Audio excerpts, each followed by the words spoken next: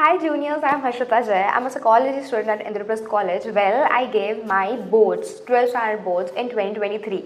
2023 से लेकर 2025 या 2026 के बोर्ड्स में अभी तक बहुत ज़्यादा डिफरेंसेस आ गए हैं and in this video I would be talking about few myths जो कि आपको बोर्ड एग्जाम के टाइम पे बताया जाता है, लेकिन वो टिपिकली एक मिथ होता है, उसके अलावा कुछ नहीं होता है। सो उस पर बिल्कुल भी ध्यान ना दें एंड फ्यू पॉइंटर्स जो कि आपको बोर्ड एग्जाम के टाइम पे ध्यान में रखना चाहिए। So the first myth is board exam बहुत ईजी होता है।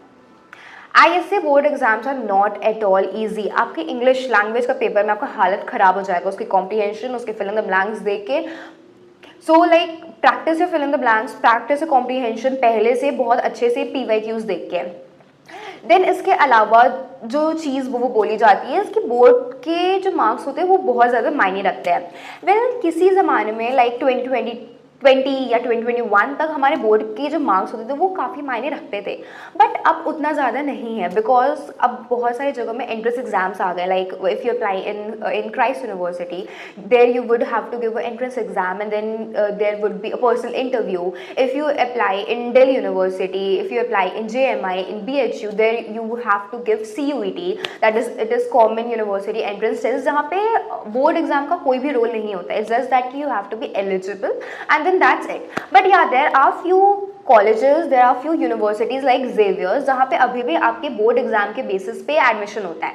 अगर फुल ऑन बेसिस नहीं होता है तो at least 20% weightage, 50% weightage board exam को भी दिया जाता है। तो इसका मतलब क्या हुआ? क्या आपको बोर्ड एग्जाम को पूरा साइडलाइन कर देना है या आपको उसको इंपॉर्टेंस देना है? See this case I would just say कि आप अपने बोर्ड्स और अपने NCERT दोनों को एक साथ बैलेंस करने की कोशिश करो, because the thing is CUET is also very important. Obviously it is important, वो आपको फर्स्ट प्रायोरिटी होना चाहिए। एट द सेम टाइम का बोर्ड एग्जाम भी प्रायोरिटी होना चाहिए। If this thing is clear in your mind कि नहीं मुझे सिर्फ क्राइस्ट यूनिवर्सिटीज़ में, नहीं मुझे सिर्फ कॉमन यूनिवर्सिटीज़ में ही अप्लाई करना है, मुझे सिर्फ DU BHU में ही अप्लाई करना है, like you are very okay with it कि नहीं यू हैव डिसाइडेड दैट, तब उस केस में आप ऐसा कर सकते हैं कि बोर्ड्स को थोड़ा सा कम प्रायोरिटी दो एंड आप CUET को थोड़ा एक्स्ट्रा प्रायोरिटी दो।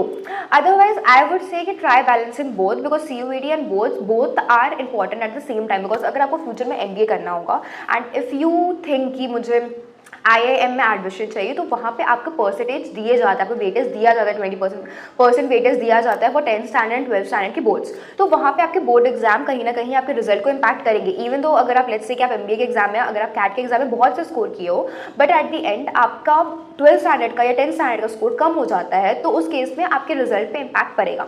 Now what all things should you keep in mind while preparing for board exam? सबसे पहली बात है, बोर्ड एग्जाम थोड़ा सा डिफिकल्ट होता है, but it's not that it's very impossible. अगर आप PYQs बहुत अच्छे से सॉल्व करोगे, अगर आप अपने स्कूल के क्वेश्चन पेपर्स काफ़ी अच्छे से सॉल्व करोगे तो वो हो जाएगा।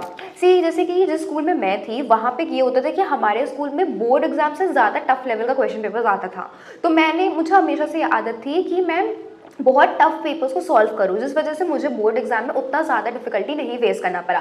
बट देन मैंने अपने फ्रेंड्स के स्कूल के पेपर्स देखे हैं प्री बोर्ड्स के, उनके जो क्वेश्चंस होते हैं वो काफ़ी बेसिक लेवल के होते हैं। सो इट्स लाइक कि फिर वो जब बोर्ड एग्जाम देते हैं वो उनका मार्क्स में ना वो इंक्रीमेंट ही नहीं होता है, या फिर उनको वो पेपर थोड़ा सा डिफिकल्ट लगता है। So at the end I would just say कि आप PYQs खोलो एंड देन फिर what you have to do is, what I was used to do is, I was used to read a chapter. ठीक है, मैं एकदम mindlessly read करती थी, मुझे जो इंपॉर्टेंट लगता मैं रीड करती थी एंड देन फिर मैं वो PYQs खोलती थी। अब मैं बैठ जाती थी 1 घंटे से सॉल्व करने के लिए कि देख लेती क्या क्या सॉल्व हो रहा है, क्या क्या नहीं हो रहा है। फिर मुझे पता चल जाता था कि मेरा प्रिपरेशन एक्चुअली कौन से लेवल पे है, कौन कौन सी चीज़ें जो कि मैं अच्छे से सॉल्व कर पा रही हूँ, कौन कौन सी चीज़ें जो कि मैं नहीं अच्छे से सॉल्व कर पा रही हूँ। I belong to humanity background. और फिर जो क्वेश्चंस थे जो मुझे लगते थे कि अच्छा ये रिपीट हो रहे हैं या मुझे ये प्रैक्टिस करने की जरूरत है, वो मैं स्टार मार्क कर लेती थी और बगल में उसका मार्क्स भी लिख लेती थी कि अच्छा ये क्वेश्चन इस ईयर में इतने मार्क्स का आया था, यानी कि इतना वेटेज होता है इस क्वेश्चन। बिकॉज कभी कभी मेरे साथ ऐसा होता था कि मुझे लगता था कि ये टॉपिक का उतना ज़्यादा वैल्यू नहीं है, but then at the end वो 6 मार्क्स का आ जाता था and then I was like what the fuck, ये क्या हो गया।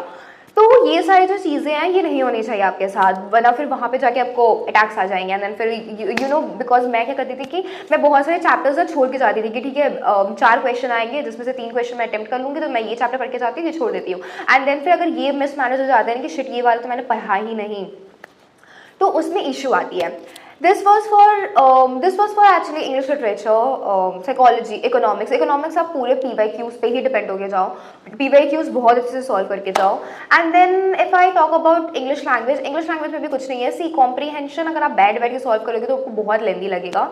अगर आप कर सकते हो तो आप अगर क्योंकि मुझसे ऐसा नहीं होता था कि मैं 3 घंटे बैठ के लगातार एक पेपर सॉल्व कर पाऊँ, तो मैंने ऐसा कभी नहीं किया. अगर आप कर सकते हो तो that's very good. But I would just say कि आप उसके जो फिल इन द ब्लैंक्स है वो सब कुछ आप अच्छे से सॉल्व करके जाओ, उसके रूल्स एंड रेगुलेशन अच्छे से पढ़ के जाओ. देर आर मेनी बुक्स जो कि अवेलेबल होते हैं ऑनलाइन, जो कि आपके टीचर्स भी आपको बताएंगे कि आप अगर आप ये सारे बुक्स लोगे एंड अगर आप उस बुक को अच्छे से सॉल्व करके जाओगे तो वो ऑब्वियसली आपके मार्क्स को एनहांस करेगा. So at the end I would just say कि PYQs पे अच्छे से डिपेंडेंट रहो, अपने पोर्शन को बहुत अच्छे से पढ़ो, लाइक गो थ्रू एवरीथिंग, किसी भी चीज़ को छोड़ो मत. एंड देन जब आप एक बार पढ़ लो तो अपने PYQs को अच्छे से सॉल्व कर लो. एंड जो चीज़ आपसे नहीं सॉल्व हो रहा है उसको स्टार मार्क करके उस चीज़ को फिर से गो थ्रू करो. Bye bye and take care. And अपने कोई भी डाउट हो तो वो कमेंट सेक्शन में ज़रूर लिखो.